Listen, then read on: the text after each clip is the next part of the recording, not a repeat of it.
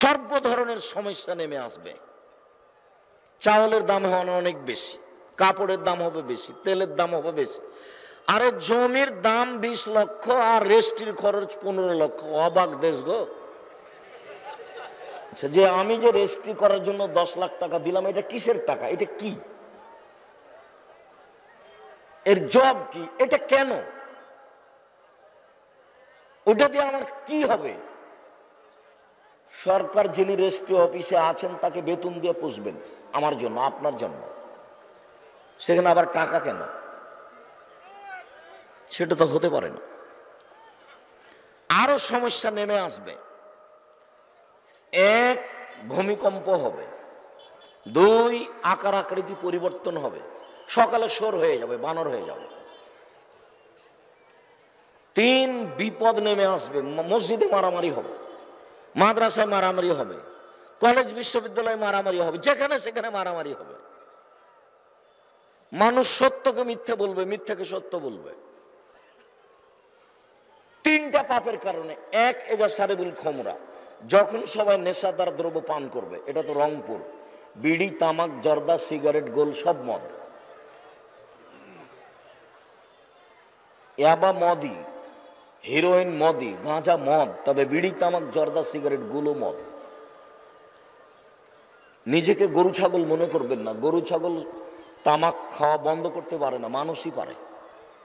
যদিও গরু ছাগলও তামাক খায় না, কিন্তু এরপরেও ও ছাড়তে পারবে না, ও বুঝে না। আল্লাহ মানুষকে গরু ছাগলের মতো বলেছেন, বলেননি যে গরু ছাগল। বলছেন এভাবে, বুঝেও বুঝে না ওরা অন্তর আছে, বুঝে না। দেখেও দেখে না ওরা চক্ষু আছে, দেখে না। শুনেও শোনে না ওরা কান আছে, শোনে না। উলাইকা কালানাম, তারা পশু প্রাণীর মতো, তারা গরু ছাগলের মতো, তারা কুকুর স্ত্রীদের মতো, তারা চতুষ্পদ প্রাণীর মতো। বাল হাজাল, বরং তার চেয়ে খারাপ। এখনো আল্লাহকে কুকুর স্ত্রীগাল বলেননি, গরু ছাগল বলেননি। মানে গরু ছাগল কোনোদিনই পরিবর্তন হতে পারবে না। আর আপনি ইচ্ছা করলে আজ থেকে বিড়ি বন্ধ করে দিতে পারেন, সিগারেট বন্ধ করে দিতে পারেন, কারণ আপনি মানুষ। আপনি পারবেন, বিধান আপনার উপরে আছে, মানুষের উপরে আছে। অতএব অনুরোধ রক্ষা করুন। আমি আব্দুর রাজ্জাক বিন ইউসুফ, আপনাকে আমি খুব ভালোবাসি, আমি কষ্ট দিতে চাইনি। আপনি আমার কাছের মানুষ, আমি আপনার দিনী ভাই, আমি আপনার ভালোবাসার মানুষ। আমার অনুরোধ রক্ষা করুন। কোনোদিন আসলে রাস্তাঘাটে যেখানে সেখানে যাবেন না। সামনে বসে থাকবেন, বক্তব্য শেষে চলে যাব। আমি তো আর আব্দুল্লাহ বিন ফজল নই যে ভোর পর্যন্ত বক্তব্য দিব। অত বিদ্যাও নেই, অত বলতেও পারি না। ওই 1-1.5 ঘন্টা। কাজেই আবারও অনুরোধ করছি, যেখানে যারা আছেন রাস্তাঘাটে, দোকানপাটে সব চলে আসেন। উপস্থিত বৈঠকের মুসলিম বোন, আপনাকে আমি বাড়ির দিকে চলে যেতে দেখলাম, ঢং ঢং ঢং ঢং করে আসলেনি কেন আর যাচ্ছেন কেন? আপনার স্বামী নেই, স্বামী ছাড়া আছেন আপনি দুনিয়াতে। আপনার বাপ নেই, বাপ ছাড়া আছেন আপনি দুনিয়াতে। আপনার বাপ আপনাকে সংশোধন করতে পারে না। কেন এভাবে এসেছেন? কেন গল্প করছেন? কেন গল্প করছেন? কেন গল্প করবেন? কেন এভাবে আসবেন? এটা দিনই বৈঠক। এসেছেন, চুপচাপ বসে থাকবেন। কেউ যদি গায়ের উপর দিয়ে চলে যায় তবু মুখ খুলবেন না। আমি আপনার জন্য এসেছি, এবং এরকম একটা সময় বের করতে কয়েক বছর লাগে। আমি আপনার কিছু না কিছু উপকার করবই করব ইনশাআল্লাহ। আমি 90 সাল থেকে এখন পর্যন্ত কোনোদিন অপ্রয়োজনীয় বাক্য বলিনি। 90 সাল থেকে এখন পর্যন্ত আমি কোনোদিন কেচ্ছা কাহিনী বলিনি। 90 সাল থেকে এখন পর্যন্ত আমি কোনোদিন কোনো মানুষের বিরুদ্ধে কথা বলিনি। 90 সাল থেকে এখন পর্যন্ত আমি কোনোদিন সরকার বিরোধী বক্তব্য দিইনি। আমি আপনার জন্যই এসেছি। আপনার আমি কিছু না কিছু উপকার করবই করব ইনশাআল্লাহ। আপনি অপেক্ষা করুন। মুখ বন্ধ করে আমাকে দেখতে পান আর না পান, বসার জায়গা পান আর না পান, দাঁড়িয়ে থাকেন আর বসে থাকেন, চুপচাপ থাকেন। যখন বাড়ি যাবেন তখন আপনার কিছু কর্ম মনে হবে যে এটা করা লাগবে, এটা করা লাগবে ইনশাল্লাহ। আপনি ধৈর্য ধারণ করুন, আমি আপনার কিছু না কিছু উপকার করবই করবো ইনশাল্লাহ। আমি বলেছি, জাতির যদি রাস্তাঘাট করে দিতে না পারি, জাতির যদি স্কুল কলেজ করে দিতে না পারি, জাতিকে চূড়ান্ত সঠিক ধর্ম দিতে পারবো ইনশাআল্লাহ। ধর্মের ব্যাপারে জাতিকে ফাঁকি দিয়ে পরকালে হারাতে রাজি নই। আমি বলেছি, আমার হাতে টাকা নেই, এ কথা সত্য। জামিয়া সালাফিয়া নামে এদেশে অনেক প্রতিষ্ঠান গড়ব ইনশাআল্লাহ, এ কথাও সত্য, গড়বই গড়ব। যেখানে ছেলে মেয়ে বাংলা, ইংরেজি, আরবি উন্নত মানের শিক্ষা অর্জন করে জাতির অন্যায়ের বিরুদ্ধে লড়বে, মুখে কলমে মিডিয়ায়। মুখে বলছি, কলম পাশে আছে। আল ইতিসাম পত্রিকার মুফতি 12 জন, দেশের বিদেশের। বিদেশি শিক্ষক জামিয়া সালাফিয়া থাকেন। এক একজনের পিছনে খরচ আছে ৭০ থেকে ৮০ হাজার টাকা, এক একজনের পিছনে। 12 জন দেশ বিদেশের মুফতি আছেন। 50টা প্রশ্নের উত্তর দেওয়া হয়। যে ফতোয়া বোর্ড আমি নিজে চালাই, যার জন্য আমি বলেছি জামিয়া সালাফের মুখপাত্র পত্রিকা আপনার সবচেয়ে কাছের বন্ধু হবে মাসিক আল ইতিসাম পত্রিকা। আমি বড় মোবাইলকে বন্ধ করতে বলিনি। বড় মোবাইলের অপর নাম জাদু, বড় মোবাইলের অপর নাম জেনা। ল্যাংটা মেয়েতে বের হয়ে আসে। রাসূল সাল্লাল্লাহু আলাইহি সাল্লাম বলছেন, আইনানে তাজনিয়ানে জেনা হমান নাজরো, 2 চোখের জেনা হচ্ছে চোখ দিয়ে দেখা। অল আইনানে জেনা হমল ইস্তেমাও, 2 কানের জেনা হচ্ছে কান দিয়ে শোনা। অল ইয়াদ জেনা হাল বাদশ, হাতের জেনা হচ্ছে হাত দিয়ে ধরা। আর জেনার রিজলাল মাসি, পায়ের জেনা হচ্ছে পা দিয়ে চলা। জেনাল কালব তাতামানা তাস্তাহি, অন্তরের জেনা হচ্ছে পরিকল্পনা করা। জেনাল লেসানা নুতক, জিহ্বার জেনা হচ্ছে কথা বলা। হাদিস বুখারী মুসলিম, সবটাই জেনা। এ কথা মুহাম্মদ সাল্লাল্লাহু আলাইহি সাল্লাম বলেন। তার মুখের ভাষা আরবি থেকে আপনাকে আমি বাংলা করে শোনালাম। এই ছেলে, তোমার মোবাইলে ল্যাংটা মেয়ে আছে, তোমার মোবাইলে 100 মেয়ের নাম্বার আছে যাদের সাথে তুমি জেনার গল্প করো। তুমি নিজেকে গরু ছাগল মনে করিও না। তোমার মোবাইল তোমার বন্ধু নয়, তোমার মোবাইল তোমাকে ধ্বংস করতে এসেছে। মাসিক আল ইতিসাম পত্রিকাকে আমি তোমাকে বন্ধু বলে গ্রহণ করতে বলেছি। 3টি পাপের কারণে 3টা বিপদ নেমে আসবে আমার উম্মতের উপরে। 1, যখন তারা নেশাদার দ্রব্য পান করবে। 2, জাহারাতিল কানাত, মেয়েরা নাচবে। সব মোবাইলে মেয়ে নাচে, সব দোকানে মেয়ে নাচে, প্রায় সব ঘরে মেয়ে নাচে। ব্যক্তি তাহাজ্জুদ পড়তে উঠেছে রাত 3টায়, 2 রাকাত পড়ার পরে টিভিটা চালু করে ল্যাংটা মেয়ে দেখছে। ল্যাংটা মেয়ে তাকে পাগল করেছে, টিভি তাকে পাগল করেছে, মোবাইলেও আসক্ত হয়েছে। পায়খানাতে মোবাইল সাথে নিয়ে যাচ্ছে। মোবাইলের অপর নাম জাদু, তোমাকে ঘৃণা করছে, তোমার হাতে যেন এটা না ওঠে। জামিয়া সালাফিয়ায় শিক্ষক শিক্ষিকা কর্মচারীর বেতন লাগে প্রতি মাসে প্রায় 30 লক্ষ। জামিয়া সালাফিয়ায় শিক্ষক শিক্ষিকা কর্মচারীদের প্রতি মাসে বেতন লাগে প্রায় 30 লক্ষ। তো আমি তোমার সাথে, জনগণের সাথে, মানুষের সাথে যোগাযোগ করি ওই ছোট মোবাইল দিয়েই। রিং হলে আমি শুধু অন করতে পারি, আমি তোমার নামটা সেভ করতে পারি না। তারপরে তো আমি দুনিয়াতে আছি। এবং খুব যে অপমান অবস্থায় আছে তা মনে হয় না, মনে হয় যে ভালো অবস্থাতেই আছে। বিশেষ করে তোমার নামটা সেভ করার মতো আমার কাছে কোনো বুদ্ধিবিদ্যা নেই। তুমি ভুল করেছ, এ মোবাইল তোমার বন্ধু নয়। আমার উম্মত ধ্বংস হবে 3টি পাপের কারণে। 1, যখন তারা নেশাদার দ্রব্য পান করবে। 2, মেয়েরা যখন নাচবে। 3, যারা বুবিল মাঝে যখন বাদ্যযন্ত্র প্রকাশ পাবে। সব মোবাইলে বাজনা বাজে, প্রায় সব দোকানেই বাজনা বাজে, প্রায় সব ঘরেই বাজনা বাজে। যেখানেই বাজনা বাজে সেখানে ল্যাংটা মেয়ে নাচে, যার কারণেই জমি কিনলাম 15 লাখ টাকা দিয়ে, রেজিস্ট্রি খরচ লাগলো 10 লাখ টাকা। অবাক কথা, আরো বেশি লাগবে, পরিবেশ আরো কঠিন হবে। দিন যত যাবে সমস্যা তত নেমে আসবে। রাসূল সাল্লাল্লাহু আলাইহি সাল্লাম বলেছেন, ইন্না মিন আসরাতি সাত, এর ফল ইলম, কিয়ামতের লক্ষণ বিদ্যা উঠে যাবে। ওয়াকসুরাল জাহাল, মূর্খতা বেড়ে যাবে। ওয়াকসুরা শারবুল খামরে, নেশাদার দ্রব্য পান করা বেশি হয়ে যাবে। ওয়াকসুরা জেনা, জেনা বেশি হয়ে যাবে।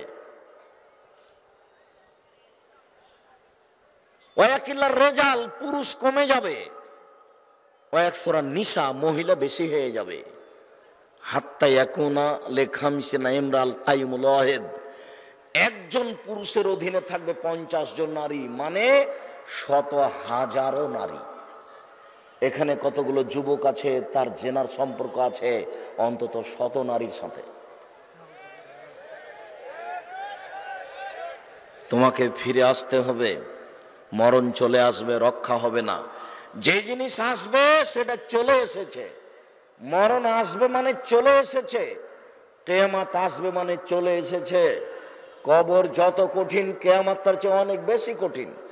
কিয়ামত যত কঠিন, জাহান্নাম তার চেয়ে অনেক অনেক বেশি কঠিন। আপনি সাবধান থাকুন। দিনী বৈঠকের মুসলিম বোন, আপনাকে আমি জোরালোভাবে অনুরোধ জানাচ্ছি, আপনি সাবধান থাকুন। জাতির ক্ষতি করে আপনি জান্নাত কেনার চেষ্টা করিয়েন না। 3 শ্রেণীর মানুষ জান্নাতে যাবে না, তার মধ্যে আপনিও আছেন। 3 শ্রেণীর মানুষ জান্নাতে যাবে না, তার মধ্যে আপনি আছেন। রাসূল সাল্লাল্লাহু আলাইহি সাল্লাম বলছেন, 3 শ্রেণীর মানুষ জান্নাতে যাবে না। 1, মুদমিনুল খামর, যারা নিয়মিত বিড়ি, তামাক, জর্দা, সিগারেট, গুল, নেশাদার দ্রব্য খায়, পান করে, তারা জান্নাতে যাবে না। 2, আর রাজালাতু মিনান নিসায়ে, পুরুষের বেশধারী নারী, যারা পুরুষের জুতা স্যান্ডেল পরে, যারা পুরুষের শার্ট প্যান্ট পরে, যারা পুরুষের পোশাক পরে চলে, ওরা জান্নাতে যাবে না। 3, ও দায়ুস আল্লাযী কুররা ফি আহলিল খাবাসা, যে তার বাড়িতে বেহায়াইর সুযোগ দিয়েছে, ও জান্নাতে যাবে না। 3 শ্রেণীর মানুষ জান্নাতে যাবে না। উপস্থিত বৈঠকের মুসলিম বোন, আপনাকে আরেকটু সতর্ক করে আমরা এখানে ফিরে আসছি। রাসূল সাল্লাল্লাহু আলাইহি সাল্লাম বলছেন, সিনফানে মিন আহলিন নার, পৃথিবীর মানুষ শুনে রাখো, 2 শ্রেণীর মানুষ জাহান্নামে যাবে, আমি তাদের দেখিনি। পৃথিবীর মানুষ শুনে রাখো, আমি মুহাম্মদ সাল্লাল্লাহু আলাইহি সাল্লাম বলছি, 2 শ্রেণীর মানুষ জাহান্নামে যাবে, আমি তাদের দেখিনি। 1 শ্রেণীর মানুষ, ওদের হাতে থাকবে লাঠি, কাজ নাবিল বাকারে, গাভীর লেজের মতো, একদিক মোটা একদিক চিকন। এজরেবুনা বেহান্নাস, তারা তা দিয়ে মানুষকে মারবে, এরা জাহান্নামে যাবে, এদের আমি দেখিনি। আরেক শ্রেণীর মানুষ, নিসাউন, মহিলা, কাসিয়াতুন, কাপড় পরে থাকবে, আর এতন, উলঙ্গ। আল্লাহ রাসূলের মুখের ভাষা, তার মুখের আরবি ভাষা, হাদিস বুখারী মুসলিম।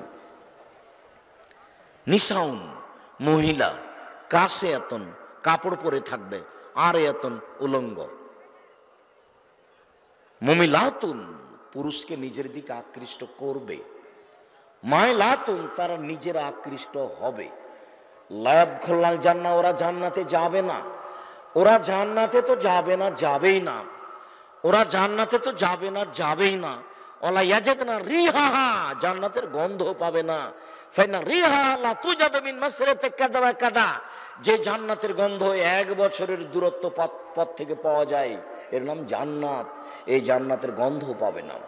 উপস্থিত বৈঠকের মুসলিম বোন, আপনাকে আরেকটু হুঁশিয়ার, সাবধান করে আগাই। আপনি একটু এদিকে শোনেন। তোমাকে বলছি, তুমি কথা বলছো কেন? তোমাকেই তো বলছি, তুমি আবার কথা বলছো কেন? মাথায় কাপড় দিয়ে আসনি, ক্লাস 10-এ পড়ছো, তোমার লজ্জা হয় না? তোমার বাপের একটু শরম হয় না? তোমার বোন, তোমার ভাই যারা এখানে বসে আছে, যারা আমার মুখের সামনে চিল্লাচ্ছে, এ তো তোমার ভাই, এই তো তোমার ভাই। তোমার কেমন ভাই যে তুমি তার সামনে মাথায় কাপড় না দিয়ে থাকতে পারো, চলতে পারো? তোমার বাপ কেমন যে তুমি ক্লাস 10-এ পড়ো, মাথায় কাপড় না দিয়ে থাকতে পারো, চলতে পারো? তুমি তো মুসলিম, তোমার বাপ মুসলমান, তুমি একজন মুসলিম মেয়ে, তোমার মা মুসলিম। এই বাড়িটা মুসলমান পরিবারের, এই বাড়িটা হিন্দু পরিবারের নয়। আজও এখন যদি রংপুর শহরে মার্কেটে যান, তাহলে দেখবেন অনেক মেয়ে বাজার করছে, তাহলে ও কি হিন্দুর মেয়ে? জি না, ও মুসলমানেরই মেয়ে। ও কোনো কাপুরুষের মেয়ে, ও কোনো কাপুরুষের স্ত্রী। যার কারণে এটা ঘটছে। কষ্ট নিয়ে কোনো লাভ নেই।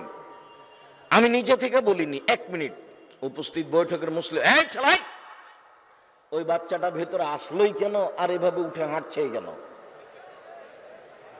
ধৈর্যের পরিচয় দিবেন। ওই পরিবেশ নষ্ট হবে এমন কাজ করিয়েন না। আর কোনো সময় মুখে হাসি দিয়ে বসে থাকার চেষ্টা করবেন না, লজ্জা করবেন। আপনার দাড়ি চাঁচা আছে, আপনার লজ্জা হয় না কেন? আপনার প্যান্টটা টাকনোর নিচে আছে, লজ্জা হয় না কেন? আপনি 5 ওয়াক্ত সালাত, তখন আল্লাহ বলছেন, শুনে রাখ শয়তান, আমার মর্যাদার কসম, আমার ইজ্জতের কসম, আমার সম্মানের কসম, আদম সন্তান আমার কাছে যতবার ক্ষমা চাইবে ততবার ক্ষমা করে দেবো। যা দেখি তুই কি করিস আর আমি কি করি। যতবার আমাকে বলবে ততবার ক্ষমা করে দেবো, যতবার আমাকে বলবে ততবার ক্ষমা করে দেবো। তো ওও বেকায়দায় আছে। আপনাকে একটু ঠগাতে পারলেই তার সফলতা। আজকে বক্তব্য শুনে গিয়ে যদি ফজরের সালাত আদায় না করতে পারেন তাহলে বলবে ঠিক হয়েছে। এটাই চাচ্ছে। সম্মানিত দিনী ভাই বোন, রাসূল সাল্লাল্লাহু আলাইহি সাল্লাম বলেন, যে ব্যক্তি সুন্দর করে ওযু করলো, 2 রাকাত সালাত আদায় করলো, মনে মনে কথা বললো না, গফিরা লাহু মা তাকাদ্দামা মিন জামবিহি, তার অতীতের সব পাপ ক্ষমা। বুরায়দা রাদিয়াল্লাহু তাআলা আনহু বলেন, রাসূল সাল্লাল্লাহু আলাইহি সাল্লাম একদিন সকালে বেলালকে ডাকলেন। বেলালকে ডেকে বললেন, বেলাল সাবাক্তানি ইলাল জান্নাহ, বেলাল তুমি আমার আগে জান্নাতে গেলে কিভাবে? মা দাখালতুল জান্নাতা কাত্তু ইল্লা সামাইতু খাসখাসাতা কামামি, যতবার আমি জান্নাতে ঢুকি দেখি তুমি আমার আগে আগে জুতা পায়ে দিয়ে হাঁটো। বেলাল, ব্যাপারটা কি? কি কারণে তুমি আমার আগে জান্নাতে চলে গেলে? কি এমন কর্ম করো? তখন বেলাল বলছেন, আল্লাহর নবী, আমি এমন কোন আশা ব্যক্ত কর্ম করি না, তবে মা জানতো কাত্তু ইল্লা সাল্লাতু রাকাতান, যখন আমি আজান দিয়েছি তখন আমি 2 রাকাত সালাত আদায় করেছি। ওমা আসাবানি হাদাসুন কাত্তু তাওয়াদ্দাউতু ইনদাহু, যখনই আমার ওযু ভেঙে গেছে তখনই আমি ওযু করেছি, ওযু করে 2 রাকাত সালাত আদায় করেছি। আল্লাহ নবী বলছেন, বেহেমা বেলাল, এই কারণেই তো তুমি আমার আগে জান্নাতে জুতা পায়ে দিয়ে হাঁটো। বুঝে গেছি বেলাল, তুমি যে আমার আগে কেন হাঁটো সেটা আমি বুঝে গেছি। তুমি এই কারণেই তো আমার আগে আগে জান্নাতে জুতা পায়ে দিয়ে হাঁটো। তার মানে ওযু করলেই তুমি 2 রাকাত সালাত আদায় করো।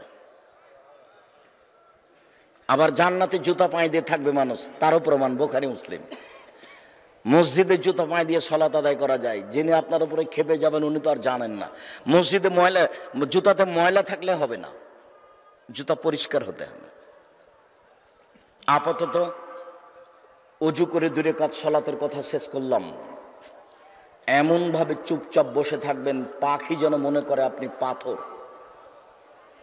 আমার দিনী ভাই বোন যারা আপনারা জায়গা পাননি, দাঁড়িয়ে আছেন, আপনাকে আমি এখন বসতে বলে কষ্ট দিতে চাইনি, তবে আপনি পরিবেশ নষ্ট করবেন না, আমার বিনীত অনুরোধ।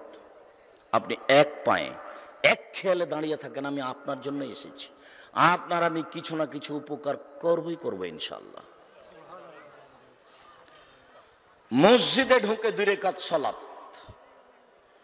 কাতাদা রাদিয়াল্লাহু তাআলা আনহু বলেন, রাসূল সাল্লাল্লাহু আলাইহি সাল্লাম বলেছেন, ইজা দাখালা আহাদুকুমুল মসজিদা, যখন তোমাদের কোনো ব্যক্তি মসজিদে ঢুকবে, ফালিসাল্লি রাকাতান কাবলা ইয়াজলিসা, সেজন্য বসার পূর্বে 2 রাকাত সালাত আদায় করে। জরুরি আদেশ, জরুরি আদেশ, মসজিদে ঢুকে 2 রাকাত সালাত আদায় করতে হবে।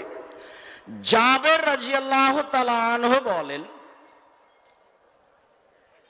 দাখালা রাজুলুন ইয়াউমাল জুমআ ওয়ান নাবিয়্যু ইয়াখতুব, একটা লোক জুমার দিন মসজিদে ঢুকলো তখন আল্লাহর নবী খুতবা দিচ্ছিলেন, মানে জুমার খুতবা চলছে। লোকটা মসজিদে ঢুকলো, ঢুকেই বসে গেছে। আল্লাহ নবী বললেন, আর সল্লাইতা, তুমি কি সলাত আদায় করেছ? আল্লাহ। লোকটি বলল, জি না, আমি সলাত আদায় করিনি। আল্লাহ রসুল বললেন, কুম সাল্লে, এই উঠো, 2 রাকাত সলাত আদায় করো, উঠো, 2 রাকাত সলাত আদায় করো। বোঝা যাচ্ছে কেউ যদি খুতবা চলাকালীন ঢুকে বসে যায়, তাহলে ইমাম তাকে দাঁড়াতে বলবেন এবং 2 রাকাত সলাত আদায়ের জন্য আদেশ করবেন। হাদিস বুখারী মুসলিম। জাবের রাদিয়াল্লাহু তাআলা আনহু বলেন, রাসূল সাল্লাল্লাহু আলাইহি সাল্লাম বলেছেন, ইজা দাখালা আহাদুকুম ইয়াউমাল জুমআ ওয়াল ইমামু ইয়াখতুব, তোমাদের কোনো ব্যক্তি যদি জুমার দিন মসজিদে ঢোকে, এই সময় ইমাম সাহেব খুতবা দিচ্ছেন, ফালিসাল্লি রাকাতাইন, সেজন্য ওই সময় 2 রাকাত সালাত আদায় করে, ওয়ালিয়াতাজাওয়াজ ফিহিমা, হালকা করে করে, ছোট্ট কেরাত করবে, তবে রুকু সিজদা ঠিক ঠিক করবে, নইলে সালাত কবুল হবে না। রুকু সিজদা ঠিক ঠিক করে ছোট ছোট সূরা পড়ে 2 রাকাত সালাত আদায় করবে। হাদিস মুসলিম। 3টে হাদিস অনুবাদ করে বলতে চাচ্ছি যে মসজিদ হচ্ছে আল্লাহর ঘর। মসজিদে বসতে চাইলে অনুমতি নিতে হবে। তা অনুমতি তো আর এইভাবে নিতে পারবো না, আসসালামু আলাইকুম, আমি আপনার ঘরে বসতে চাচ্ছি, অনুমতি হবে কি? এইভাবে তো আর বলতে পারবো না। তাহলে বলার পদ্ধতি কি? যে বসতে দেন, সালাত। যার কারণে দুপুর হোক, সূর্য উঠুক ডুবুক, মাথার উপরে থাক, যেটাই থাক, মসজিদে ঢুকে বসতে চাইলে আপনাকে 2 রাকাত সালাত আদায় করতেই হবে। চাঁপাই নবাবগঞ্জের ভাষায় আপনাকে তো 2 রাকাত পড়তে হবে, আপনার বাপকে পড়তে হবে। যদিও ভারত, বাংলাদেশ, পাকিস্তানের শতকরা 95 জন মানুষ মসজিদে ঢুকে আগে বসে, এটা সরাসরি বিপরীত। আমার কথার উপরে মনটা কষ্ট নিয়ে কোনো লাভ নেই। আমি আপনাকে বলেছি 90 সাল থেকে নিয়ে এখন পর্যন্ত আমি কোনোদিন অপ্রয়োজনীয় বাক্য বলিনি। এখন পর্যন্ত, এই মুহূর্ত পর্যন্ত, দীর্ঘ 32 বছরে, 90 সাল থেকে নিয়ে এখন পর্যন্ত আমি কোনোদিন কেসা কাহিনী বলিনি। 90 সাল থেকে নিয়ে এখন পর্যন্ত আমি কোনোদিন কোনো মাযহাবের বিরুদ্ধে কথা বলিনি। 90 সাল থেকে নিয়ে এখন পর্যন্ত আমি কোনোদিন সরকার বিরোধী কথা বলিনি। আমার প্রয়োজন নেই। মানুষ না বুঝেই অনেক কিছু বলতে চাচ্ছে, করতে চাচ্ছে। সম্মানিত দিনী ভাই বোন, আপনার সাথে আমি দ্বিতীয় স্তরে কথা শেষ করলাম। মসজিদে ঢুকে 2 রাকাত সালাত আদায় করতে হবে, এ কথাই চূড়ান্ত। আজান এবং ইকামতের মাঝে 2 রাকাত সালাত আদায় করতে হবে। আজানের পরপরই 2 রাকাত সালাত।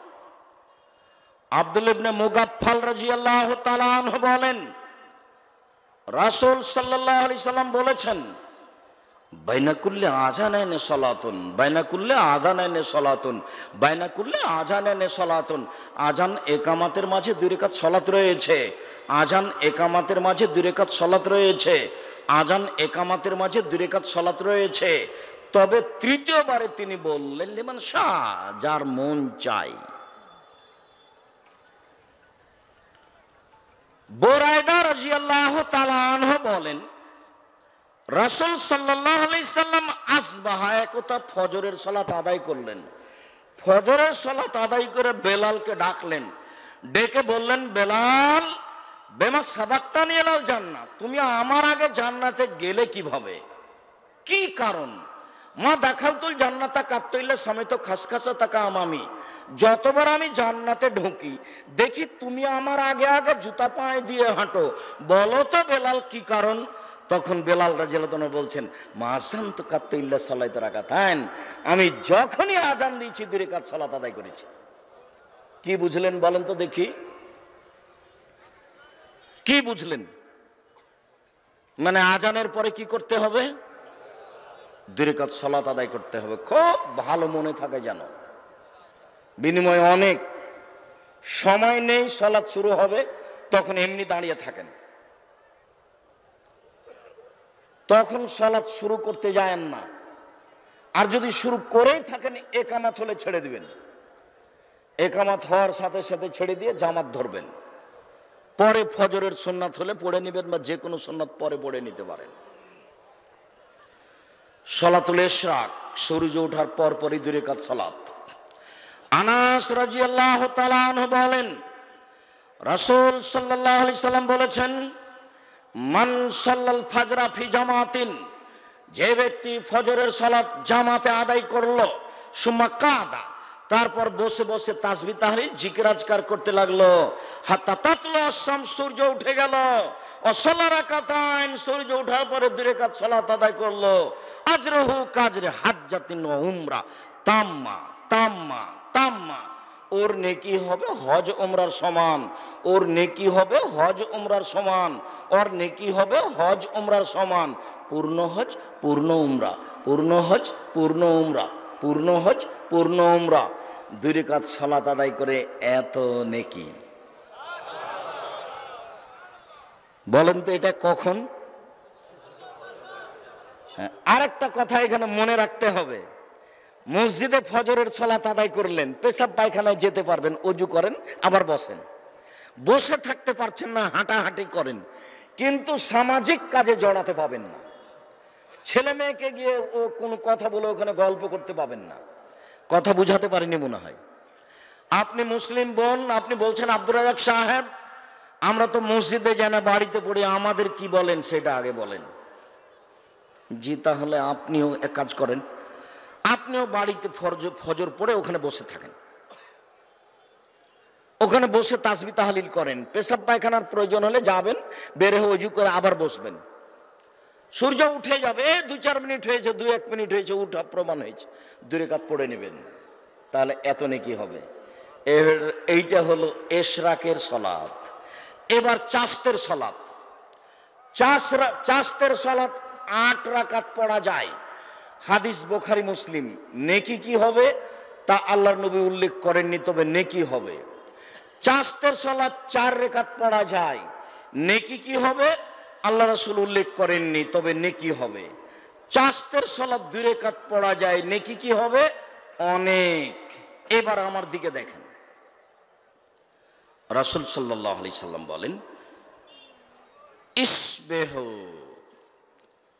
আলা কুল্লি সুলামি সাদাকা, আদম সন্তান যখন সকাল করে তখন তাকে প্রত্যেক জোড়ের বিনিময়ে দান করতে হবে। জোড় বুঝেন কি? জোড়া, এই যে এখানে একটা জোড়া, এখানে একটা জোড়া, এই যে এখানে একটা জোড়া, গিরাগুলা। তা একটু পরে আবার বলছে আদম সন্তানের গায়ে 360টি জোড়া গিরা আছে। তো আল্লাহর নবী বলছেন সবটার বিনিময়ে তাকে দান করতে হবে। এরপরে বলছেন অবেকুল্লে তাসবিহাতিন সাদাকা, সুবহানাল্লাহ বললে দানের নেকি হয়। অবেকুল্লে তাহমিদাতিন সাদাকা, আলহামদুলিল্লাহ বললে দানের নেকি হয়।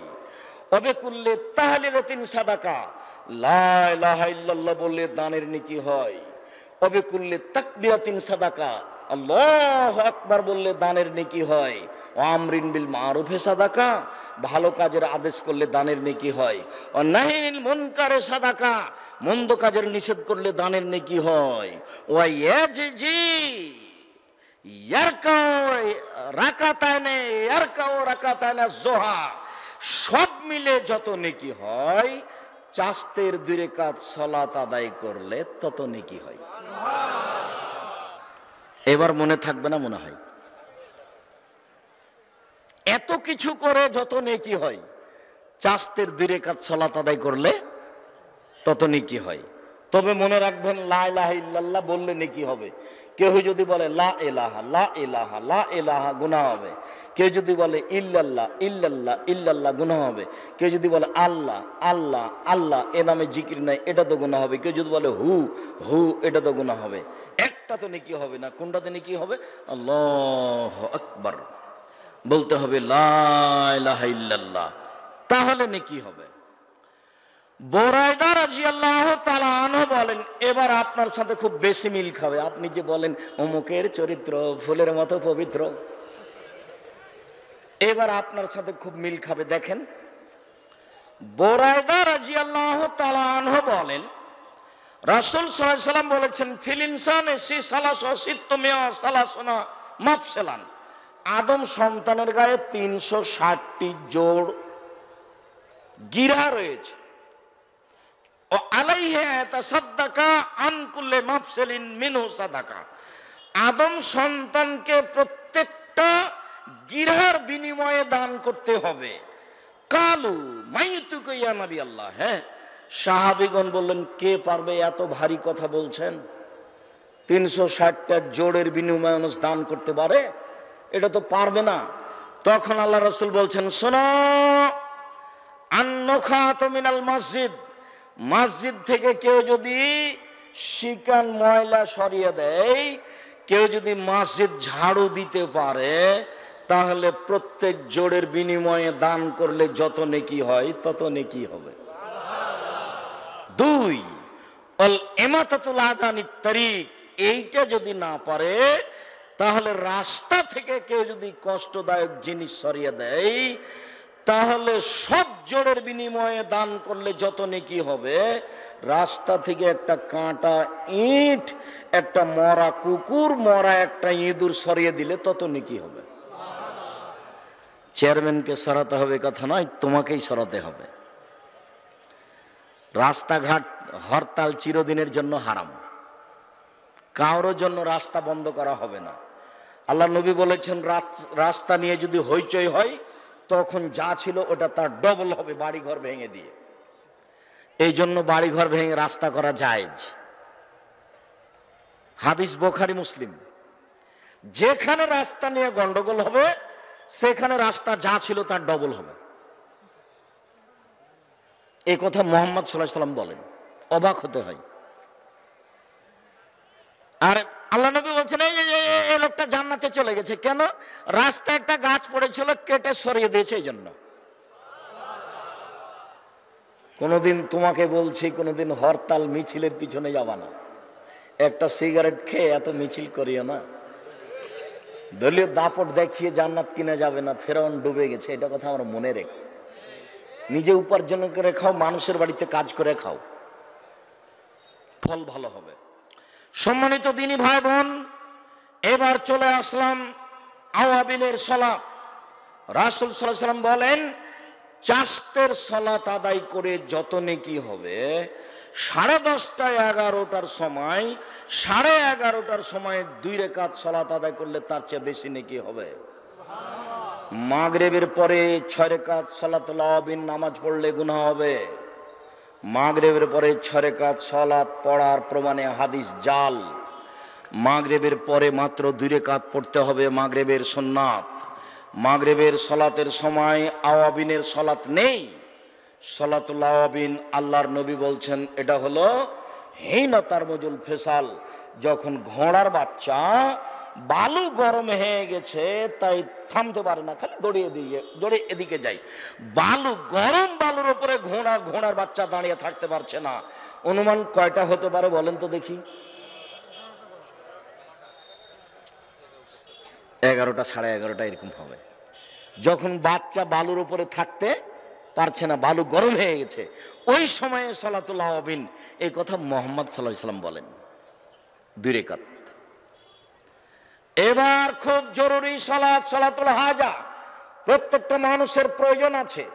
কেউ পরীক্ষায় ভালো রেজাল্ট করতে চায়, কেউ আবার বিপদে পড়েছে জমির ব্যাপারে, কেউ আবার জেনার কারণে ফাঁসে পড়ে গেছে, কারো আবার জেল সুলি হয়ে গেছে, কারো আবার জমি জায়গা অন্যজন দখল করে নিয়েছে। বিপদে পড়ে 2 রাকাত সালাত। এক খেলে আমার দিকে চেয়ে থাকুন। দাখালা ইব্রাহিম কারিয়াতান বেসারাতা অফিহা জাব্বারুন মিনাল জাবাবেরা। ইব্রাহিম তার স্ত্রী সারাকে সাথে নিয়ে এক গ্রামে প্রবেশ করলেন। সেই গ্রামে ছিল স্বৈরাচারী শাসক। স্বৈরাচারী শাসককে বলা হলো দাখালা ইব্রাহিম মাহু ইমরা হে আহসানুন নিসাই মিনাল আরাব।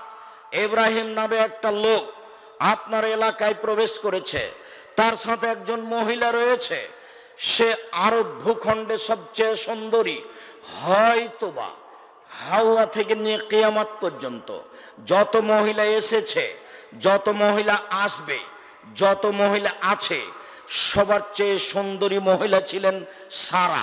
এমনটা হতে পারে, অন্যথায় ওই সময়ে পৃথিবীতে যত নারী ছিল সবার চেয়ে তিনি সুন্দরী ছিলেন।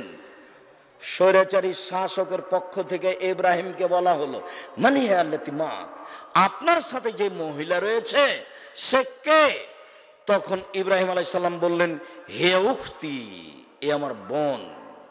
সুমারা যায় লাইহা, তারপর স্ত্রীর কাছে গেলেন, গিয়ে বললেন, সারা আমি আখবার তুহুম, আমি ওদেরকে বলে দিয়েছি, আন্নাকে উখতি, তুমি আমার বোন, ফালা তুকাদ্দিবি বিহাদিসি, তুমি আমাকে মিথ্যুক প্রমাণ করো না।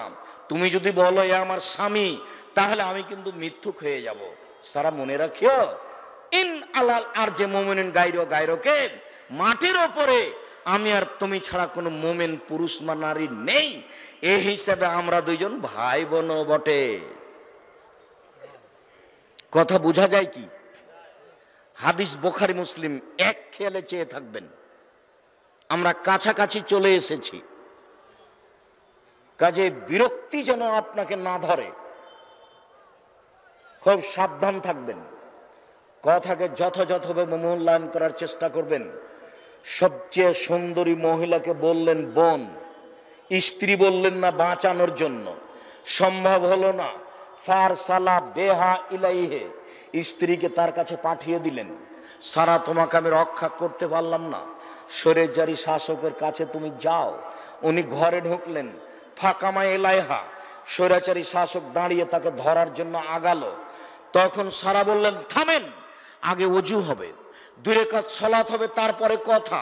ওযু করলেন, 2 রাকাত সালাত আদায় করলেন, তারপরে সারা বলছেন, আল্লাহুম্মা, হে আল্লাহ, ইন কুনতা আমানতু বিকা ওয়া রাসূলিকা, আমি যদি তোমাকে আল্লাহ বলে মেনে নিয়ে থাকি, আমি যদি তোমার রাসূল ইব্রাহিমকে নবী বলে মেনে নিয়ে থাকি, ওয়া হাসানতু ফারজি লিলা যাওজি, আমার লজ্জা স্থানকে আমার স্বামী ছাড়া কাউকে ব্যবহার করতে না দিয়ে থাকি, আমি যদি কোনোদিন জেনা করিনি, এইটা যদি সত্য হয়, এক, তুমি আল্লাহ, আমি মেনে নিয়েছি, যদি সত্য হয়।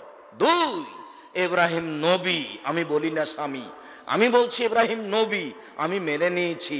3, আমি কোনোদিন জেনা করিনি, এই কথা যদি 3টে সত্য হয়, ফালা তুসাল্লাত আলাল কাফেরা, তাহলে নির্জনে কাফেরকে আমার উপরে জয় করো না, সে যেন আমার গায়ে হাত লাগাতে না পারে।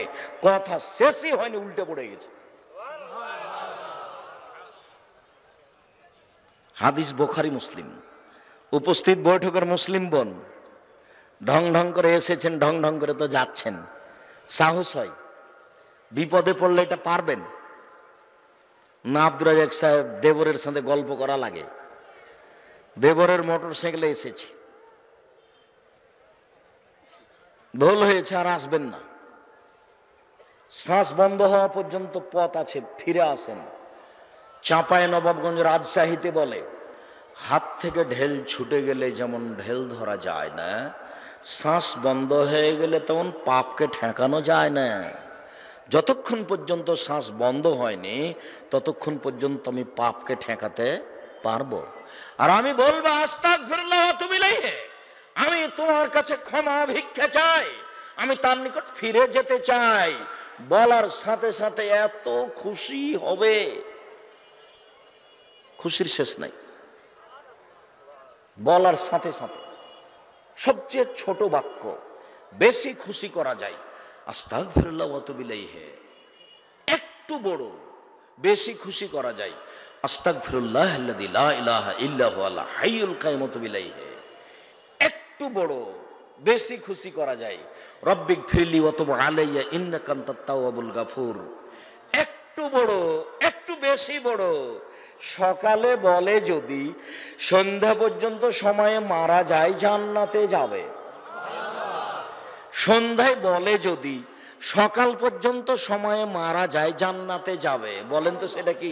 আল্লাহুম্মা আনতা রাব্বি লা ইলাহা ইল্লা আনতা খালাকতানি ওয়া আনা আবদুকা ওয়া আনা আলা আহদিকা ওয়া বিকা মাস্তাতাতু আউযু বিকা মিন শাররি মা সানাতু আবু আলাকা বিনিআমাতিকা আলাই আবু বিযামবি ফাগফিরলি ফাইন্নাহু লা ইয়াগফিরু যুনুবা ইল্লা আনতা। সাইয়্যিদুল ইস্তিগফার দুয়ার বইয়ে লেখা আছে, অনুমান 15-20 বছর থেকে লিখেছি। আপনি কি আমাকে 100 টাকার কৃপণতা দেখাচ্ছেন? আব্দুল্লাহকে ভালোবাসেন, আপনারা আব্দুল্লাহর মিন্নাতুল বাড়ি পড়েন, আমি পড়তে বলছি, কিন্তু আমাকে উপেক্ষা করিয়েন না। আমি সলাতের উপরে বই লিখেছি, এখন আর দরকার ছিল না নামাজের উপরে, তবুও লিখেছি, কোনো কারণ আছে। আমি 24টা জায়গা উল্লেখ করেছি হাত তুলে দোয়া করার দোয়ার বইয়ে, 42টা হাদিস পেশ করেছি হাত তুলে দোয়া করার। কোনটা দোয়া চলবে কোনটা চলবে না সেটা উল্লেখ করেছি। মাসিক আল ইতেসাম পত্রিকায় 50টা প্রশ্নের উত্তর দিচ্ছি প্রত্যেক মাসে। জীবন বাজে রেখে চেষ্টা চালিয়ে যাচ্ছে, আপনি মূল্যায়ন করেন, ভালো হবে, আপনার জন্যই লিখছি। রাস্তাঘাটে বই আছে, বইয়ের নাম হলো কি করলে কি হয়, কি করলে ছাই হয়, নামই ঠিক হয়নি। আর আমি আপনার নিন্দা করার জন্য বলিনি, মুকশেদুল মুমিনিন বইয়ের একটা হেডলাইনের কথা বলছি, হেডলাইন, যেটা আপনি জানেন, বহুদিনই বলেছি। হেডলাইনটা হচ্ছে অবিবাহিত ছেলে মেয়ের পড়া নিষেধ। তো যে দেখে সেই পড়ে, যে দেখে সেই পড়ে। ঘটনা কি, কি লেখা আছে দেখুন। লেখা আছে এভাবে, ভরা পেটে স্ত্রী মিলন হলে ছেলে ভ্যাংচা হয়, সফরের পূর্বে স্ত্রী মিলন হলে ছেলে টেরা হয়, চন্দ্র সূর্য গ্রহণের সময় স্ত্রী মিলন হলে ছেলে কানা হয়। আল্লাহর হস্তে হেডলাইনের শুরু থেকে না শেষ পর্যন্ত একটা বাক্য সত্য নয়, সরাসরি কোরআন মাজিদের বিরুদ্ধে। কোরআন মাজিদে আল্লাহ বলছেন, নিসাকুম হারসুল্লাকুম ফাতু হারসাকুম, পৃথিবীর মানুষ তোমাদের স্ত্রী তোমাদের ক্ষেত, পৃথিবীর মানুষ তোমাদের স্ত্রী তোমাদের জমি, তোমাদের স্ত্রীর দিন নিকটে আসো তোমাদের ইচ্ছা মতো, সকালেই কি বিকালেই কি দুপুরেই কি ভরা পেটেই কি চন্দ্রগ্রহণ লাগলেই কি আর না লাগলেই কি। এটা আল্লাহর আদেশ, লেখক এইভাবে বলেন। চলন্ত বইয়ের মোকাবেলায় এইসব বই আপনাকে আমি পড়ার জন্য অনুরোধ জানিয়েছি। যখন যে বিষয়ে কথা বলি সেটা উপদেশ বইয়ে পাবেন, এ কথা আমি উল্লেখ করেছি। সম্মানিত দিনী ভাই, এই ছেড়ে বসো, জরুরি কথা। 2 রাকাত সালাত বিপদে পড়ে, এদিকে দেখেন, জোরাইজ হাজার হাজার বছর আগেকার ঘটনা। জোরাইজ রাদিয়াল্লাহু তাআলা আনহু গির্জা ঘরে ইবাদত করছিলেন, সালাত আদায় করছিলেন, তার মা এসে তাকে ডাকলো, জোরাইজ বজো রুসালে উজিবহা, আমি মায়ের ডাকে সাড়া দিব না সালাত আদায় করব, আমার মায়ের ডাকে আমি সাড়া দিব না সালাত আদায় করব, একটু দেরি হয়ে গেছে। তখন মা বলে চলে গেলেন, আল্লাহুম্মা লা তুমিতা তুরিহু রুজুহাল মুমিসাত, আল্লাহ তুমি আমার এই ছেলের মরণ দিও না, পতিতালয়ের মহিলার মুখ দেখা পর্যন্ত, এর বদনাম এর দুর্ঘটনা না হওয়া পর্যন্ত তুমি এর মরণ দিও না। ও আমার কথা শুনলো না কেন, তাড়াতাড়ি কেন সালাত আদায় করতে থাকলো?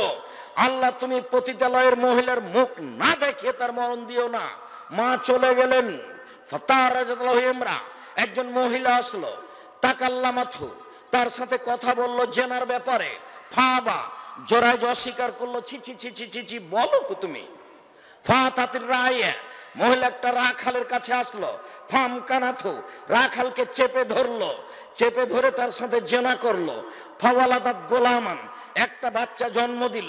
ফাকালাত, সে মুখে বলল, হিয়া মিন জোরাইজ, হুয়া মিন জোরাইজ, এই বাচ্চাটি জোরাইজের সন্তান।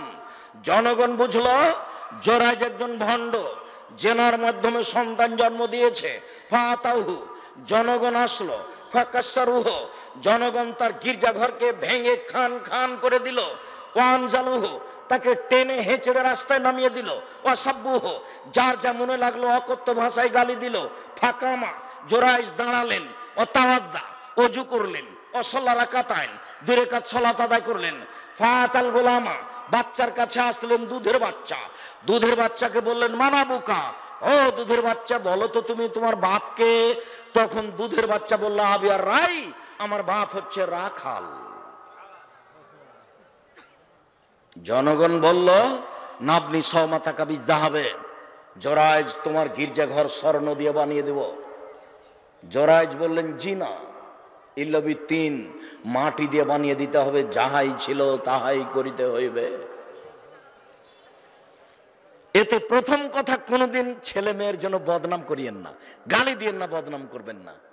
ছেলে মেয়েকে গালি দিবেন না, মারবেন না, বদদোয়া করবেন না, বলবেন না যত ত্যায্য পুত্র করলাম, তোকে ত্যায্য পুত্র করলাম, তুই বাড়ি থেকে বের হয়ে যা, তোকে জমি দিব না, এভাবে বলবেন না।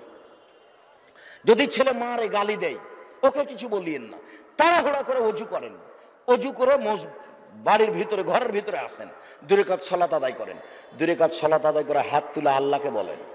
হাত তোলার পদ্ধতি আর রাফবিদ দোয়ায়ে, স্বাভাবিক দোয়া, হাত দুটি এইভাবে উঠবে, বন্ধ করে 2 হাত বন্ধ করে, ফাঁকা বন্ধ করে হাত